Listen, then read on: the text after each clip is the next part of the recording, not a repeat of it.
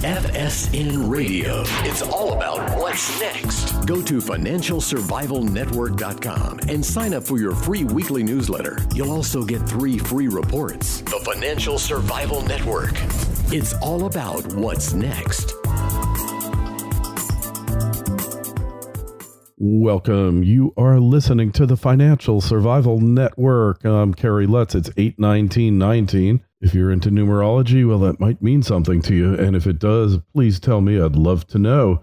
Maybe it's a good day, maybe not. Not a good day for gold. It's down, well, last time I looked, around $11 the ounce, to be expected. As Charles Nenner said, it hit its intermediate short-term peak on Thursday. It's going down now. If you want to check out interviews by Charles and by so many others, just email me, kl@kerrylutz.com. We'll put you in the email list, or just go to financialsurvivalnetwork.com. Well, there was a big imbroglio, a big to-do when President Trump criticized Baltimore as an unlivable place where nobody wants to, where no person really would want to live in their right mind, and it's rat-infested and filthy, disgusting place. And that was deemed to be a racist attack.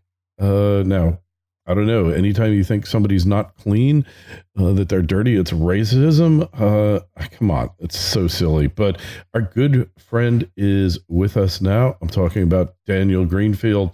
You'll find him at sultankanish.blogspot.com. Daniel, it's great to have you back on. So, hey, Baltimore, since when is telling the truth racism? Since always, that's one of the major definitions of racism. That and being a Republican. If you're a Republican, anything you say is by definition racist. And whether it's true or not, it is racist because you said, on the other hand, Democrats, leftists can make any racist comments that they like. Biden can really praise Obama as an articulate black man. And that's perfectly fine. And Biden can talk about people being poor kids being as smart as white kids. And again, that's perfectly fine. There's nothing racist about that. Well, so when we're looking at this here, you saw the pictures of Baltimore, and probably every person in the country has. They're getting billions of dollars in federal aid every year, and not that that's a good thing, but you would think that they could at least clean the place up and demolish all the dilapidated structures, but they can't even do that. And people are getting shot there on a regular basis. One of the most dangerous places in the country.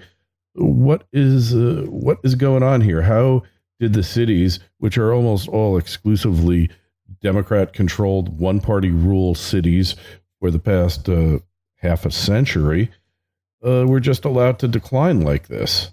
Well, you just mentioned how much money, how much aid Baltimore gets.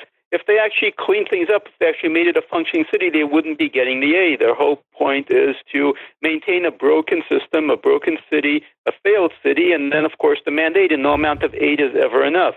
The worse things get, the more aid they get, and then the less the politicians actually have to do. So they never actually have to figure out how to run a city or how to do anything useful. All they have to do is steal like crazy. Take Newark, which is in the news right now because of a lead crisis. The former mayor of Newark is Cory Booker. Senate, Cory Booker. Yeah. He's running for president of the United States, and he left behind a complete disaster of a city. His people, he was in charge of the board of the water agency, the water organization. His people stole like crazy. 6 of them actually went to jail, and Cory Booker just used that as a springboard to run for president of the United States. This is how things work on the Democrat side of the aisle. Well, I grew up 20-minute ride, 25-minute ride from Newark, so that's a place I'm intimately familiar with because it has so many great things. It's waterfront. It's got incredible transportation to Manhattan, as well as the whole corridor, East Coast corridor on Amtrak. It's got a Port Elizabeth, which is one of the main container ports. It's got Newark Airport. All of these things going for it, and yet these politicians just can't figure out how to make it work. The crime is out of control. The school system it's not even a school system, let's face it. It's really an insult to education to call these urban schools. They're not schools. I don't know what they are. Maybe they're holding pens. Maybe they're prison training. I'm not sure what they are, but it's not a place where children go to get educated, which is kind of the definition of a school.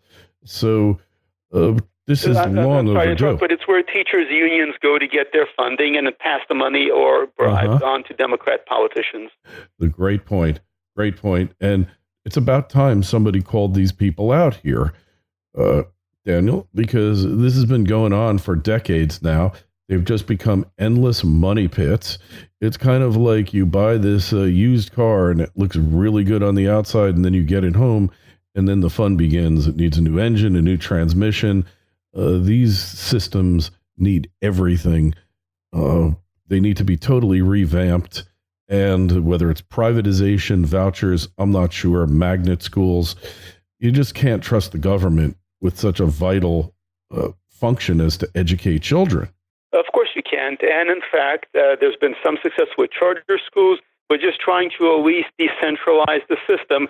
And of course, there's been a major pushback from the left, from the same unions that are delivering money to Democrat politicians who have gone to war against charter schools in New York, in LA, and elsewhere, because charter schools actually threaten their whole financial model, which is paying protection money, which is paying bribes. These schools are not run for the benefit of the children. They're run for the benefit of the teachers' unions and for the politicians that they fund. This is how everything works. The more you break a city, the more you create clients for the welfare state, and the agencies, the organizations, everybody that's making money from the welfare state is passing that money on to politicians.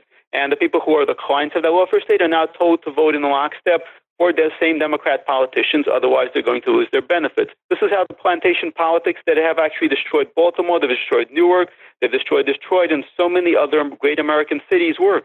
Yeah, and they're all failing. And the latest failures, LA and San Francisco and Seattle, they're suffering from exactly the same thing. We talked before about the homeless epidemic. Another thing that Trump has called out and said they need to be institutionalized, not allowed to fester and be victimized on the streets. I was talking to a woman. She said, "Oh, well, you don't know what it's like to be homeless." I said, "I know I don't. But I've seen enough homeless people in my life in New York to know that most of them are out of their minds, mentally ill, and they're not being treated, and nothing good is happening from people living on the streets." I'm in Los Angeles right now, and there's a sign, a huge, huge billboard over the fashion boutiques that says homes and homelessness. No, they do not. You have people who are very obviously schizophrenic, who are very obviously mentally ill, wandering the streets, screaming at the sky, talking to themselves, occasionally assaulting random people on the street. At this point, I believe something like 23% of aggravated assaults in LA can be traced back to the homeless population. These people are mentally ill. They need to be institutionalized, and we are not doing that. And it's the same issue with the push for gun control. Instead of actually locking up criminals, their big push on the left is to free all the criminals. Instead of actually institutionalizing people who are dangerous to themselves, they want to lock all of us up. They want all of us to be in prison, deprived of our rights. They want all of us to lose the Second Amendment. So their people, the crazies, the criminals, can safely wander the streets and kill anybody they want to. Yeah. Oh, it's so true. We've seen this over and over and over again. And yet nobody really wants to talk about the underlying problem, which is mental illness, until Trump. And I guess that makes him a racist also, right? Telling the truth is always racist. Yeah. So when are you not racist is the question. When you're a liberal, when you're a leftist. Yeah. Then it's impossible. Not a racist. Right? So it's not possible for a liberal to be a racist? Well, you really have to meet two conditions. One, you have to be a member of a minority, real or imagined, so Elizabeth Warren fits. And then you actually have to be a leftist. If you've got both, then it's impossible to accuse you of racism. Even if you're spewing rabid hate like Louis Farrakhan or Al Sharpton or Jesse Jackson, you're perfectly fine. There's no way you can be a racist. No way you can be a racist. Well, somehow definitions have changed. You know, there was a time when liberal was actually somebody who was in favor of capitalism, in favor of the free market, and believed in freedom. And now liberal has been stood on its head. Somehow it means something totally different, doesn't it? It means no liberal leftist. And really the term shouldn't be used because liberals are illiberal, and increasingly they're moving away from it. They're actually using the term neoliberal as an insult. So liberals turned into progressive, huh? And progressive is collectivist. Justice-oriented social justice activists. So what's the solution here? Do you think that people are waking up, especially after the last go-around, when CNN is trying to show what a beautiful place Baltimore is, and a rat runs across the screen as they're filming it. Do you think that kind of undercut their argument a little? It undercuts their argument. Just keep in mind, a lot of people get their news from the media, the mainstream media, and the media very much focuses on setting out a particular agenda. We actually got a bit of a peek into the newsroom at the New York Times when the transcript leaked, and in that transcript, Dean Baquet, the editor of the New York Times, is saying that right now we need to shift from the whole Russia conspiracy theory thing over to accusing Trump of racism all the time. And you can already see the shift in the media on the way. They're going to now focus on racism nonstop. And some people don't do the mental work. They don't actually do their own research. They don't think for themselves. And they just repeat whatever the media tells them. And that's a big problem in this country. A very large problem, especially because the days of a unbiased media with no agenda have long since passed, if they ever existed at all. Maybe their agenda was a lot more subtle, Daniel, and now it's just totally in your face. That's pretty much it. Back in the day, the media would actually believe that following some of the rules, standards of journalism, and, in general, following the rules would actually get them closer to power. At this point, they've been so radicalized that the only thing they do is push their agenda nonstop. They don't bother reporting the news. They don't bother doing anything except pushing their narrative, pushing their agenda, and they're not remotely ashamed about it. Thus, for example, the New York Times recently actually got in trouble for doing a fact-based headline, which is Trump condemns racism. Even though the article itself was bad, the New York Times was attacked for just even suggesting in its headline that Trump was against racism. This is really how the media operates now. They've become captive to a radical leftist activist base. Those are the people actually making papers at the New York Times profitable. And as a result, the only thing they're going to do is push their agenda nonstop. So the day that they become unprofitable, well, what's going to happen? I can't believe CNN is making any money right now. You look what... Hey, we can't not talk about Chris Cuomo, Fredo, and his over-the-top reaction. I happen to think he was a bit intoxicated, and, he's basically a powder keg, and they just set him off. They triggered him.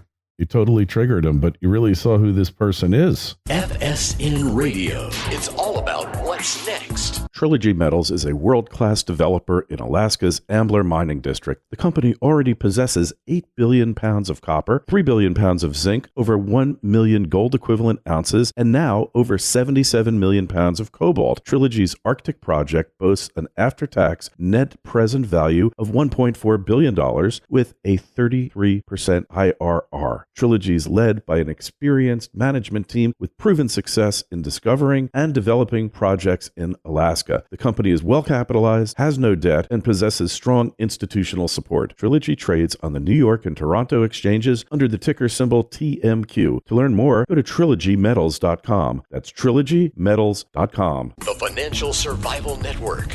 It's all about what's next. Well, what's going on is something we're already seeing. So the media is the one actually part of the economy, the one industry that is doing badly in the Trump economy. They're letting go of people left and right.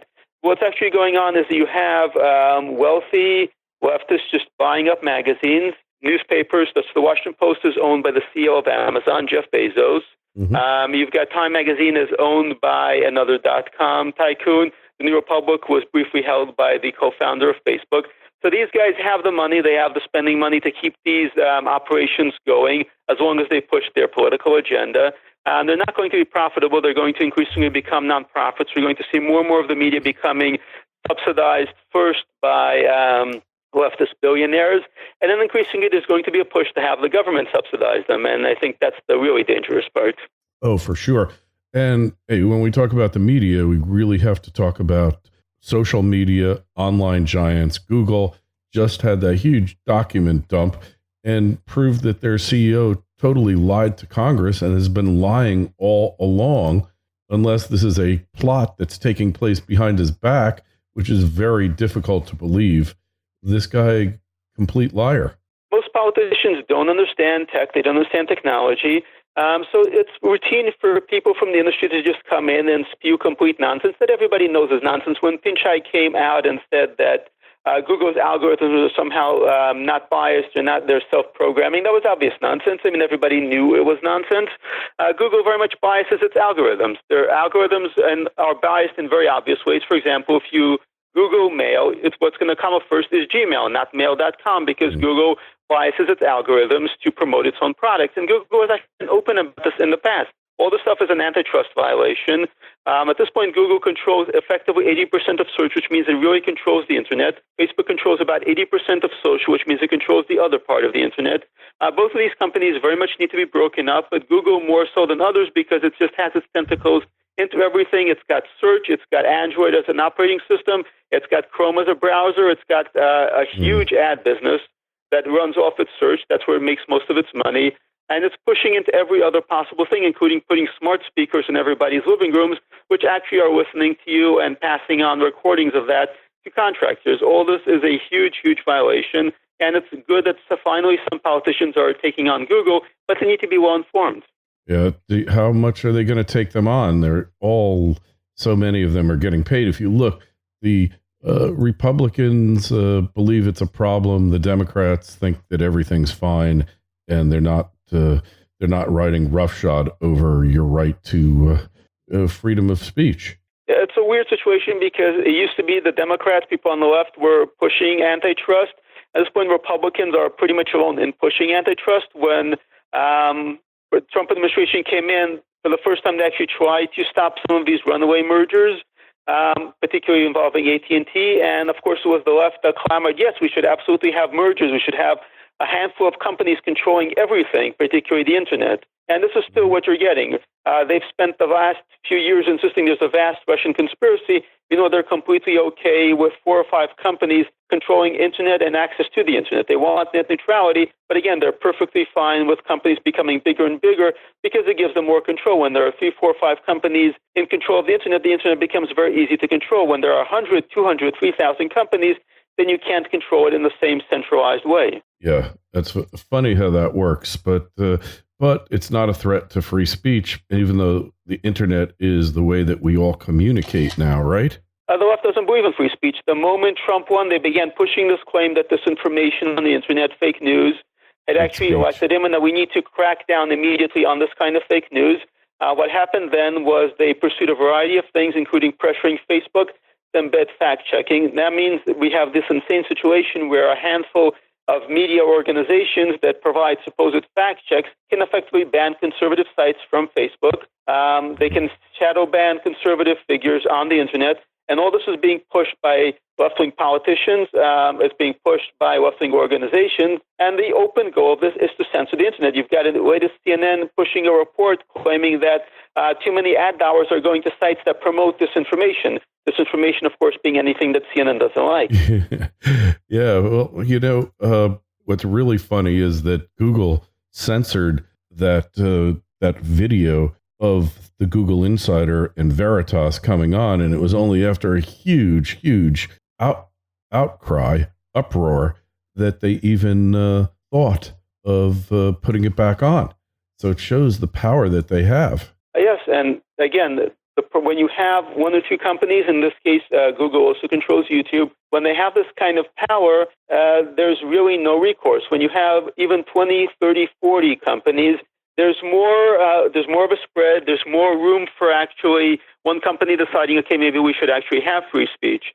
When you have 2, 3, 4 companies, there's absolutely no room for human rights because whatever that company CEO says goes. Mm-hmm. Yes. Yeah, I couldn't agree more. Well, we're definitely in the thick of the war now, the battle. And I think that battle, Daniel, is directly tied into Spygate and what was done to the Trump campaign, both during and after the election.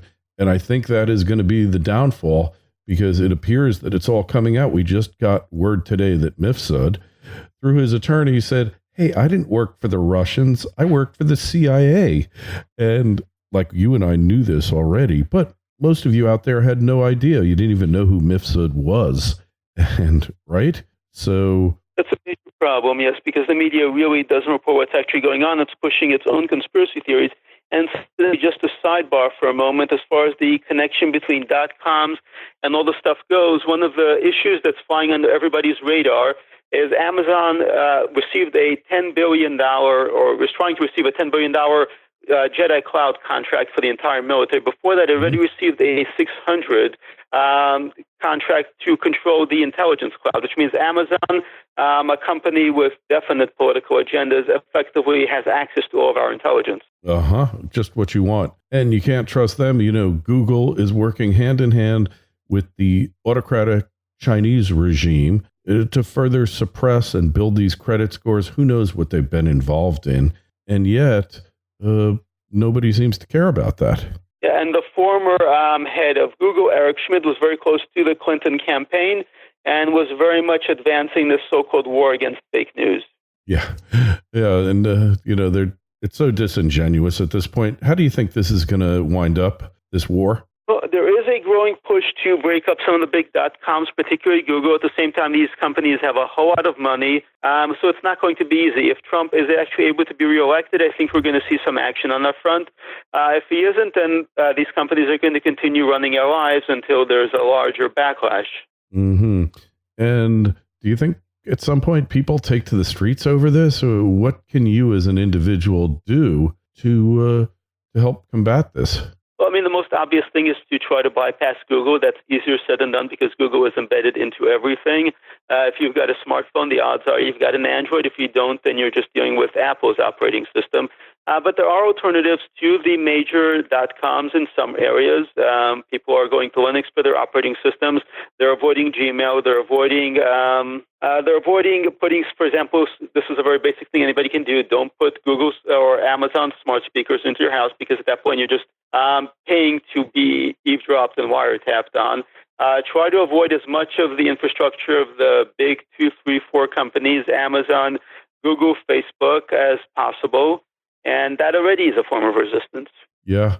Well, and we talk about how the media becomes nonprofit. So they're censoring all of these YouTube people from Alex Jones on down. Whatever you think about them, it isn't really, do you really want your views, your news curated by a left-leaning Silicon Valley giant?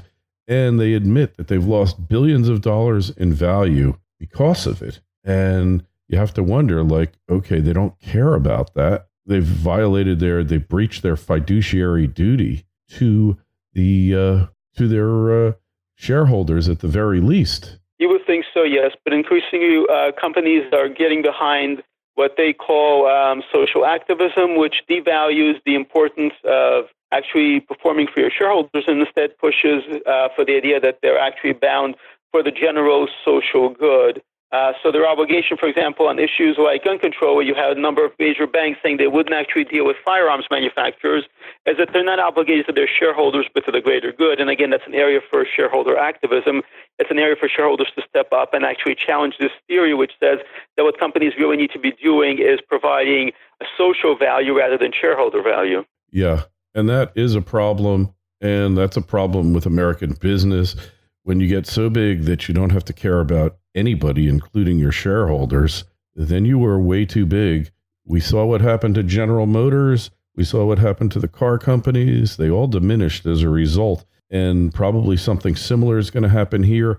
Technology moves forward. At one time, Microsoft was the dominant company. Before them, it was IBM. Now it's Google, it's Apple, it's Facebook. But you know, how long their hegemony is going to last is anybody's question. So anyway, Daniel, where's the best place to find you? I know we've got your blog at sultankanish.blogspot.com. Where can we usually read your articles? Well, I'm regularly at frontpagemag.com, where I'm a Showman Journalism Fellow. Googling my name, Daniel Greenfield, will bring up any number of my writings, and it's either going to be me or a child psychiatrist in Milford, Connecticut, who's also named Daniel Greenfield. All right. Well, hey, if you need a child psychiatrist, if he's named Daniel Greenfield, he's probably pretty good. So you might want to think about him. But if you want to read some really insightful, really thought-provoking articles, then you better go find this Daniel Greenfield. Really appreciate you coming on, Daniel. It's always a pleasure. Questions, comments, email kl@kerrylutz.com. kl@kerrylutz.com. We got another contest coming up real soon. This one's going to be for a lot more money and a lot more fun. And the Twitter feed's at Kerry Lutz. Facebook page is Financial Survival Network. Daniel, we'll talk to you again real soon. Thanks so much. Looking forward to it. Thank you so much.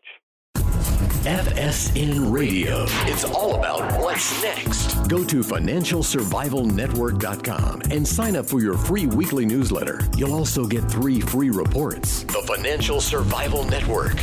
It's all about what's next.